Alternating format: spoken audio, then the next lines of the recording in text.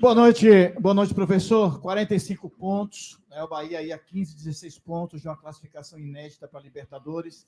Mas queria saber de você o que foi apresentado hoje diante do Criciúma pode ser o suficiente para o jogo de sábado contra o Flamengo, com a eventual vitória do Bahia diante do clube que o Bahia perdeu os últimos 2 jogos por agora. Bom, boa noite. Independente de projeção contra Flamengo, eu acho que fizemos um bom jogo, merecemos vencer hoje. Tivemos talvez um início de segundo tempo, onde a gente se perdeu um pouquinho, naquela primeira bola que o Juba perde o tempo da bola e o Criciúma tem uma ou 2 oportunidades boas de gol. Mas no primeiro tempo que controlamos bem o jogo, finalizamos bastante, tivemos a oportunidade de decidir o jogo, acho que antes. Nós deveríamos ter decidido a partida até no primeiro tempo, com 2 boas jogadas de bola parada, com o Tassiano tendo 2 finalizações, né, com chance reais de gol, depois a do Gabriel também no segundo tempo, em bola parada. Em bola rolando, quando tivemos os contra-ataques também, acho que apareceu a oportunidade de definir o jogo. Talvez seja esse o quesito a gente mais a evoluir, né? Melhorar a qualidade de finalização. Mas acho que controlamos bem a partida, tivemos esses, sei lá, 10 minutinhos, 15 minutinhos no começo do segundo tempo, onde fugiu um pouco do controle o jogo. Eu acho que a gente precisa sempre melhorar, evoluir. Não sei se é suficiente para ganhar o jogo de domingo, de sábado, né? Mas nós vamos ter mais 4 dias de trabalho, que a gente tenha cabeça boa, cabeça no lugar para fazer um grande jogo. Eu acho que dentro de casa a gente vem pontuando bem, né? São 10 vitórias em 14 jogos, né? Sempre há uma esperança maior para a gente em jogos em casa. Não sei porquê, mas produzimos melhor em casa do que fora. É uma das coisas que nós também temos que melhorar, evoluir. Jogos fora de casa, temos que manter um padrão parecido com jogos em casa. Rogério, boa noite. Nós ouvimos muitos torcedores a queixa por esse cartão amarelo do Everton Ribeiro no dia de hoje, e muitos achavam que a coisa poderia ter sido administrada para esse cartão acontecer antes, para não correr esse risco desse acidente, como aconteceu, de ficar fora, seu principal jogador ficar fora de jogo importante contra o Flamengo. O que é que você tem a dizer sobre esse cartão do Everton Ribeiro? Eu acho que ele também lamenta, você viu até pela reação dele, ele nem dá o carrinho no atleta, ele dá o carrinho no espaço e acaba pegando a pontinha da chuteira.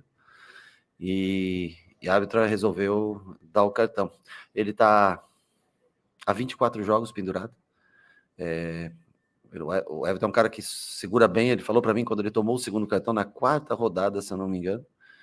E ele falou, não, fica tranquilo que eu ainda vou jogar. E eu tenho certeza que ele gostaria muito, e eu também gostaria de contar muito com ele contra o Flamengo. Não tem, nós temos que achar uma outra solução dentro do elenco e montar, seja um sistema diferente, seja com outra peça no lugar dele. Vai fazer falta, com certeza, mas lembrar que é o 3º cartão amarelo dele em 28 partidas. Então, eu acho que é mais elogiável a postura dele depois do segundo cartão do que essa infelicidade, né? Num lance até que talvez nem precisasse tanto, ele tentou fechar, acho que o passe por dentro, mais por isso, e a gente lamenta a perda dele, mas temos que encontrar soluções dentro do elenco. Rogério, 3 pontos conquistados dentro de casa, mas após o que aconteceu lá em Fortaleza, a postura da equipe te agradou no modo geral? Foi a resposta que você imaginava que poderia ter sido dada dentro da competição que aconteceu hoje aqui na Fonte Nova? Eu acho que foi a maior diferença. Infelizmente, em alguns jogos, principalmente fora de casa, a gente acaba, eu não sei exatamente o motivo, não sei te dizer o porquê, porque até o time é praticamente o mesmo. Acho que o Canu, né, não jogou essa partida, foi a única alteração que nós tivemos, mas a gente, infelizmente, não consegue repetir a postura dentro e fora de casa. Então, é uma das coisas que nós temos que entender o motivo disso. Acho que é um time até mais calado, é um time... não é um time de... Você vê que toma poucos cartões, até por reclamação com o árbitro, né? Temos que fortalecer nesse sentido. Eu acho que a postura de hoje é o que nós esperamos do Bahia sempre, independente do resultado final, mas a postura de hoje é um time com bola, construindo, trabalhando, criando oportunidades. Eu não sei o que aconteceu aquele dia, eu não posso nem te explicar, assim, não tem uma explicação lógica para a maneira como nós nos comportamos. Boa noite, Rogério. Gostaria, você falou aí, deixou uma situação que você pode fazer uma mudança até tática para o jogo contra a equipe do Flamengo, já que você perdeu o Everton Ribeiro. Quais são essas chances? Tipo, você pode jogar com 3 atacantes, Como é que você, pelo menos a princípio, pensa sobre essa Putz, situação? eu vou ser sincero, eu perdi o Everton faz... Bom, estava olhando algumas coisas do jogo de hoje, né? Então, a partir de à noite ou amanhã, eu vou começar a pensar no que é possível. Mas hoje, nesse momento, assim, meia hora depois que acaba, eu não consigo dizer para você. Nós vamos trabalhar, temos 4 sessões de treinamento, terça, quarta, quinta e sexta, para encontrar uma alternativa para a ausência do Everton. Mas é possível, sim, que troquemos, joguemos de uma maneira diferente. Vamos analisar com calma, temos tempo para tentar encontrar. Boa noite, Rogério. Hoje o Bahia atingiu a marca de 1 milhão de torcedores na temporada. Legal. Eu gostaria que você falasse sobre a importância de ter a presença da torcida aqui nesses jogos. Muito. Eu acho que, num todo, eu acho que faz muita diferença. Bom, se nós estamos falando aqui de diferença até de postura dentro e fora de casa, eu acho que o torcedor que vem a Fonte Nova, ele tem muita influência nessa postura, na coragem do time em jogar dentro de casa, muita representatividade nessas 10... São 10 vitórias e 2 empates em 14 jogos. Eu acho que é uma campanha acima de 75%, que é relevante para jogos em casa. Nossa campanha fora, que é abaixo do padrão que se estabelece para você brigar pela ponta do campeonato. Mas eu acho que é preponderante os jogos em casa, justamente pela força da torcida. Hoje, 25 mil, né? Eu vi 24, 25? 24, 25 mil pessoas, mais 24, 25 mil pessoas que cantaram o tempo todo, incentivaram o tempo todo o time. Eu acho que, claro, quanto mais gente, melhor, mas independente disso, quem vem ao estádio que tem esse espírito de carregar o Bahia. Esse é o importante. Essa é a função de uma torcida e a nossa exerce muito bem. Boa noite, professor. Mais uma vez, o Bahia vence em casa com a mesma escalação. E a torcida, né? A gente brinca sempre que o hino do Bahia começa com uma corneta. Se sempre mantém a escalação, o pessoal corneta. Se muda bastante, o pessoal corneta. Você vai ter mais uma vez a chance de mudar o esquema, mudar o jeito de jogar. Agora ou eu não tenho a chance, eu tenho a obrigação. Vai mudar, né? Porque o Everton tá fora.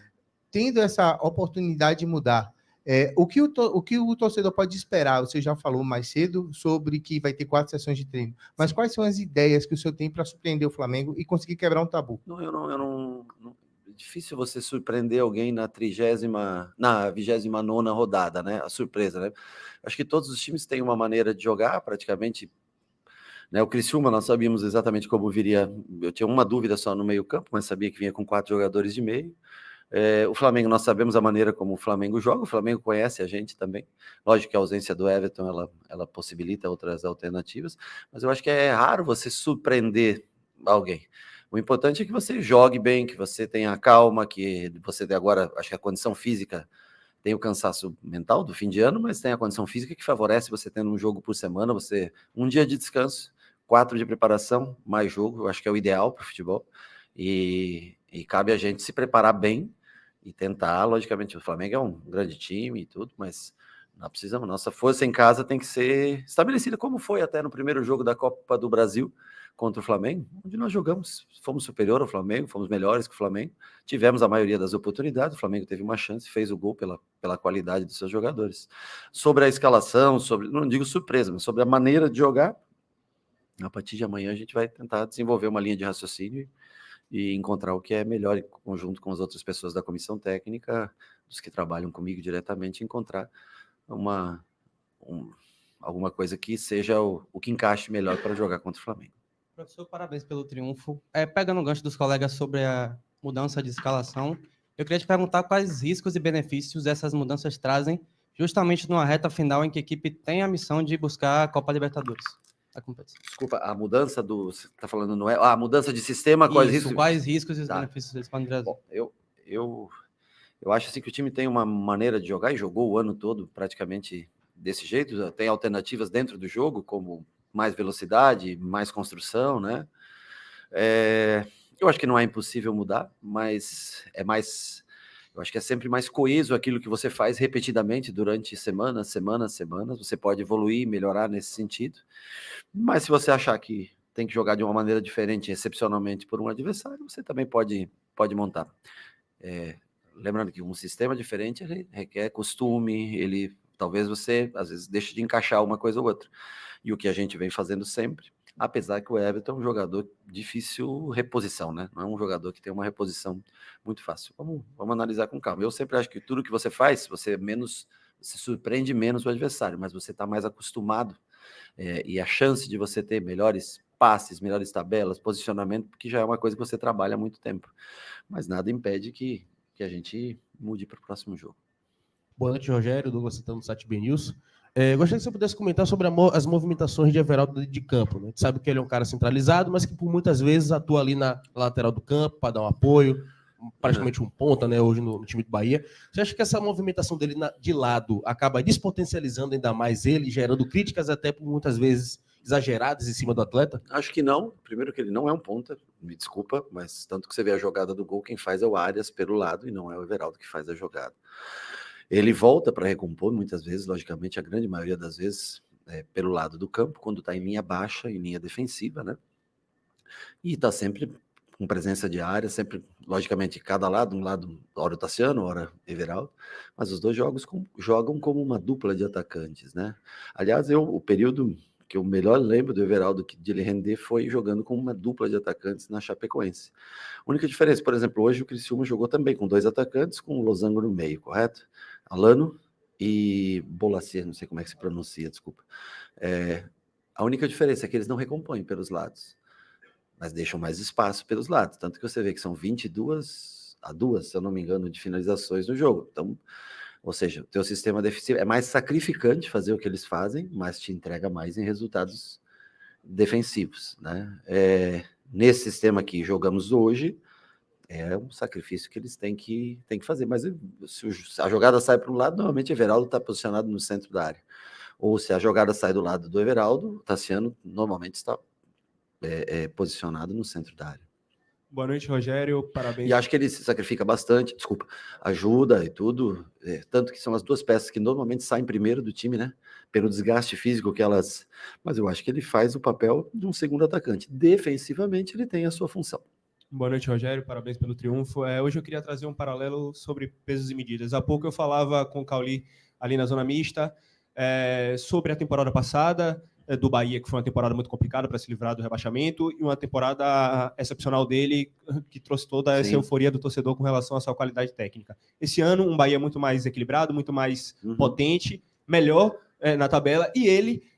continuando com o seu brilhantismo, mas o torcedor já não vê mais aquele ápice, porque tem uma divisão de equilíbrio de técnica ali dentro da equipe. Eu queria que você trouxesse a sua reflexão. O quanto encontrar a medida certa desse Bahia tirou o peso da briga por coisas tenebrosas no campeonato e fez com que devolvesse a esse Bahia o mesmo peso que a gente está falando aqui agora, de história, de tabela, que o tempo sombrio fez com que desaparecesse um pouco. Eu acho que ano passado nós jogávamos primeiro com 3 zagueiros, 3 volantes muitas vezes, e o Cauli era junto com o Biel, junto com o Everaldo à frente, Tassiano saindo como terceiro homem de meio e fazendo muitas vezes nesse trio de ataque, de maneira diferente nós posicionávamos. E nós dependíamos, praticamente era o único cara de criação mesmo que nós tínhamos, era ele. Biel, quando descia para receber bola entre linhas, também era um jogador que tinha esse talento, né? Mas era um time que dependia muito do Cauli. Hoje continua, logicamente, com a dependência do Cauli, mas há uma divisão com outros 2 jogadores de construção, que são Caio e Everton, né? Então, eu acho que você, logicamente, não tem mais tanto o protagonismo único do jogo, né? Mas ele continua sendo uma figura importante. Claro, por ser único no jogo, ele tinha muito mais... passava muito mais por ele a bola e ele fazia jogadas incríveis, assim como fez hoje um golaço, hoje uma bola dificílima de pegar. Mas hoje você tem um compartilhamento de funções na hora de criar, o sistema é um pouco diferente, mas eu acho que ele tem ajudado a gente. Eu sei que talvez não chame atenção aos olhos de quem vê, mas taticamente ele tem uma função importante para a gente nesse ano também. E acho de extremo valor a contratação desses outros jogadores, porque possibilitaram chegar a mais pontos na rodada 28 do que no ano passado na rodada 38. Claro que não é o suficiente para a gente, não é o que a gente quer, a gente deseja mais. Nós estamos numa briga aí com o Inter, com o Cruzeiro, o Atlético com jogos a menos, o Vasco hoje empatou com o Cruzeiro, São Paulo que ganhou hoje, enfim, nós estamos numa briga naquele bolo. E nós vamos descobrir até onde a gente pode ir, mas eu fico feliz de ver um ano onde a gente consegue superar o número de pontos com 10 rodadas, com 30 pontos ainda a se jogar. E uma campanha dentro de casa, na minha Opinião muito boa, uma campanha de muito próxima a título dentro de casa. Fora de casa, infelizmente, nós não conseguimos ainda ter o mesmo equilíbrio que a gente tem jogando em casa. Boa noite, Rogério. Alan Vasconcelos, da Cibaia.com. Você falou sobre o desempenho dentro e fora de casa, e a minha pergunta é meio que relacionada a isso. O Bahia não sofreu gols hoje e foi vazado apenas 7 vezes nos 14 jogos que fez na Fonte Nova, tendo a melhor defesa do campeonato como mandante, dividindo esse posto com Fortaleza. Mas quando a gente vê os jogos fora de casa, a gente vê um Bahia que sofreu 24 gols, que é mais que o triplo dos gols sofridos em casa, e que até o momento tem a segunda pior defesa como visitante em todo o campeonato. Como é que você enxerga essa dualidade entre o Bahia defendendo dentro e fora de casa, e qual seria alguma possível melhora? Uhum. Bom, primeiro, acho que o primeiro ponto a destacar, nós já falamos numa resposta anterior, eu acho que é o peso da nossa torcida dentro de casa, eu acho que isso traz muito mais motivação. Nós temos que ter mais concentração fora de casa, mais personalidade para jogar fora de casa, sermos mais competitivos fora de casa. Dificilmente um time vai ter a mesma campanha, né? Mas a diferença realmente é brutal nos números que você cita. Temos que começar a aprender a jogar fora de casa.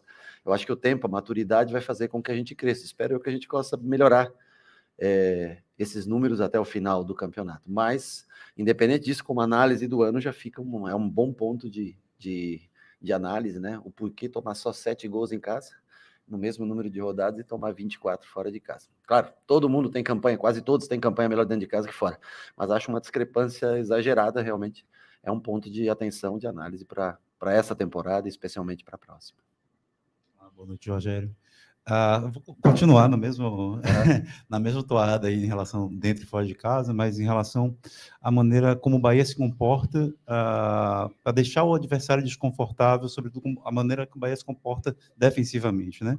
A gente vê muito na Fonte Nova um adversário desconfortável, seja na saída de bola, na maioria das vezes, ou hoje, por exemplo, quando o Criciúma chegava no último terço, não conseguia concluir as jogadas, porque ninguém pegava a bola sem tomar uma trombada, sem estar 2, 3 em cima, sem poder errar um domínio, etc. Hoje passou muito pelo comportamento do Cauli, né? O Cauli conseguiu dar esse aperto, né? E eu vejo muito fora de casa ele não conseguir repetir isso, e igualmente também para os 2 jogadores que você citou, que contribuem na fase ofensiva, Caio e Everton. Vocês têm conversado muito com eles sobre isso, assim? Eu acredito que vocês consigam enxergar, né, nos scouts, etc. Isso, mas vocês têm conversado sobre eles, e eles que são jogadores experientes, Caio e Everton e Paulinho? Eu acho que ele, por si só, é um time que tem como principal virtude a construção e não a fase defensiva, o potencial defensivo individual, eu quero dizer. O que faz esse time poder jogar com o Caio, que é um jogador leve de construção, sempre foi praticamente um segundo volante. Everton, que praticamente sempre foi ou um 8, um meia ofensivo, que joga mais com ponta de tripé, ou até mesmo aberto, vindo de fora para dentro, como foi o caso no Flamengo, é a coesão, é o sistema. E às vezes também, Tassiano e Everaldo, por exemplo, eles jogam mais porque eles conseguem entregar mais defensivamente no papel. Esse time ele não defende. Nós não fazemos marcação individualizada, nós não fazemos nada disso. O que faz esse time forte defensivamente é o sistema, na maneira como ele ocupa os espaços dentro do campo. E fora de casa nós estamos tendo dificuldade em ocupar o mesmo espaço que a gente ocupa aqui dentro de casa. Eu não sei se é pelo calor humano que o torcedor passa e pela voz, pelo incentivo, né? Porque há um comportamental realmente diferente. Parece que a gente está sempre mais cansado, mais pesado. Mas passa muito, até mais do que Everton e Caio, para mim, passa muito pela recomposição pelos lados. O do Cauli concordo com você, porque quando ele está bem posicionado pelo centro, ele dificulta. Mas eu acho que passa muito por esse comportamento fora. Parece que falta, às vezes, um pouco de energia para a gente em jogos fora de casa. E não era assim no começo da competição. Nós fizemos bons jogos fora de casa, como foi Botafogo, como foi Atlético Paranaense, com outros jogos nós temos. Eu acho que essa parte final, realmente, desde o jogo do Flamengo, da Copa do Brasil, esse comportamento fora de casa não tem a mesma intensidade de recomposição quanto aqui na Fonte Nova.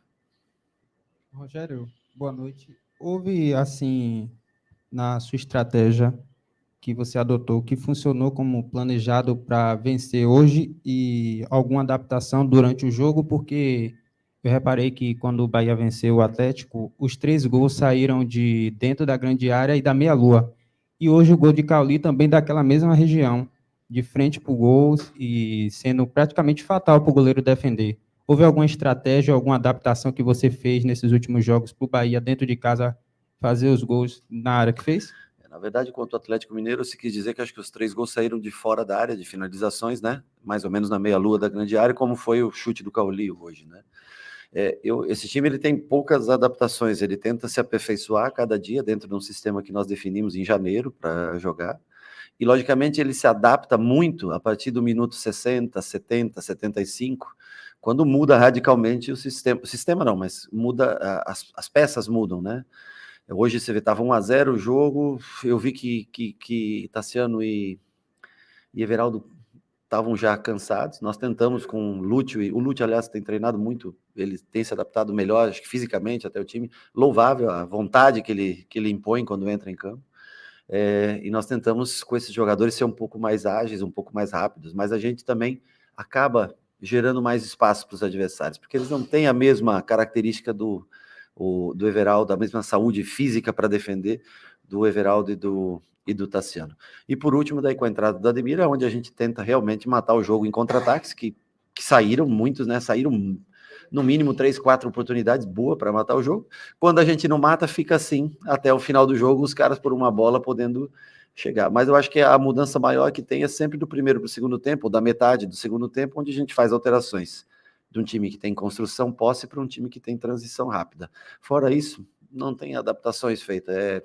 Eu acho que é muito psicológico, muito mental, para que o time reaja. Infelizmente faz jogos ruins, como foi o jogo do Fortaleza, que foi um jogo realmente ruim, entre jogos bons, como foi Atlético Mineiro, que nós jogamos muito bem, e hoje que acho que nós fizemos também um bom jogo. Rogério, boa noite. Há um ano atrás, o time comemorava o fato de ter vencido um jogo na Fonte Nova, por 2-0 contra o Fortaleza, e ter se afastado da zona de rebaixamento, alcançando a 13ª colocação.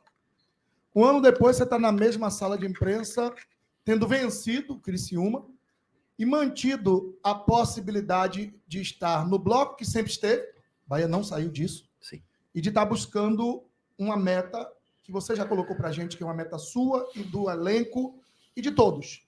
Tá?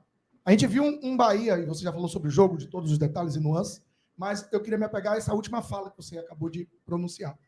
Você colocou as peças, no início elas ainda claudicaram um pouco para encaixar no que estava acontecendo no jogo, que é normal, mas quando encaixou, você teve Jean Lucas para matar o jogo, sim, você teve o Ademir, que foi um azar ali, o zagueiro tirou, você teve o Lúcio, você teve o Depena. E a pergunta é nesse sentido: ansiedade, precipitação, aquela vontade de querer dar uma resposta que não deu no jogo XYZ, e naquele momento passa isso em milésimos de segundos, e aí a tomada de decisão acaba atrapalhando? São várias, acho que a gente pode colocar, mas eu acho que todo mundo quer fazer o seu gol. Hoje, por exemplo, o Ratão, naquele jogo contra o Atlético, não deu a bola para o Ademir. Hoje o Ratão deu uma bela bola para o Ademir, né? O Ademir tira do goleiro, o zagueiro vai lá e consegue salvar em cima da linha. O Depena tem uma finalização de esquerda, que é uma das coisas que eu garanto para você. Nós trabalhamos ontem, o Depena, um monte de finalização, ele fez golaços no treino. E hoje ela não saiu do jeito que a gente queria. Então, eu acho que é a vontade de tentar mostrar, a vontade de entrar no jogo, definir o jogo, aliás, a vontade talvez de definir o jogo muito rápido. E às vezes a gente erra finalizações que são relativas. A do Lúcio também, né? Bem de frente para o gol, virou o pé um pouquinho demais. Mas eu acho que mais importante do que isso é que a gente teve essas possibilidades. O duro é quando você joga, como alguns jogos que nós fizemos, e não tivemos essas reais possibilidades de gol. Aí é uma coisa que você tem que repetir, mas não se melhora da noite para o dia. Mas é um pouco de precipitação, um pouco de você estar, né, querendo mostrar para o torcedor, querendo, né, fixar teu nome, não ter mais minutos dentro do campo, porque você vê que as principais chances foram de jogadores até que entraram no segundo tempo. E eu acho que essa vontade de querer mostrar para o treinador também pode, às vezes, atrapalhar um pouquinho a tranquilidade na hora de finalizar, mas acho que de positivo fica a quantidade de oportunidades que nós tivemos. Pois não? O ano? Pô, eu acho que assim, tem um investimento que foi feito, peças importantes que vieram para cá. Eu acho que o modelo de jogo totalmente distinto do ano passado. Eu sentei aqui, eu lembro na minha apresentação, aqui até brinquei contigo, e falei que nós vínhamos para tentar resolver o problema do momento, que era não deixar o Bahia cair. E foi feito isso na última rodada. E eu acho que esse ano é um modelo muito mais agradável de se ver jogar, muito mais difícil de desenvolver. Não é tão fácil, mas eu acho que é prazeroso. Agora, aí nós temos as tomadas de decisões, as últimas bolas, o último passe, a última finalização. Aí é uma coisa de repetição diária, de treinamento, que todos eles têm que fazer, a gente tem que ministrar e eles têm que realizar. Mas fico feliz de ter um 24. Para mim, assim, eu sei, tem o Campeonato Baiano, que é importante, tem a Copa do Nordeste, todos os torneios são importantes, porque lhe dão um título, lhe dão aquele momento do torcedor extravasar. Mas eu acho que para você medir a sua grandeza e o que está sendo feito, o Campeonato Brasileiro é a melhor medida que tem. Eu acho que nós temos que sempre... eu falo, as Copas, e não é só para nós, não. Tem vários times que essa semana ficaram fora de tudo. As Copas, elas são importantes e tudo, mas elas iludem, porque só vai ter um. E olha, por exemplo, a Libertadores pode ser que nem seja do teu país, você nunca sabe, né? Então, assim... o foco tem que ser sempre o Campeonato Brasileiro. É tentar fazer com que o Bahia esteja nessa primeira parte do Campeonato Brasileiro sempre. Se possível, logicamente, brigando por coisas maiores. Isso é o que eu penso do futebol. É importante ganhar o Campeonato Baiano? Claro, com um rival, com certeza é. A Copa do Nordeste é importante, mas mais importante. A Copa do Brasil jogar um torneio internacional é importante, mas o Campeonato Brasileiro é o que deve sempre reger a tua estrada, porque é o que chega em dezembro com data marcada. Ok?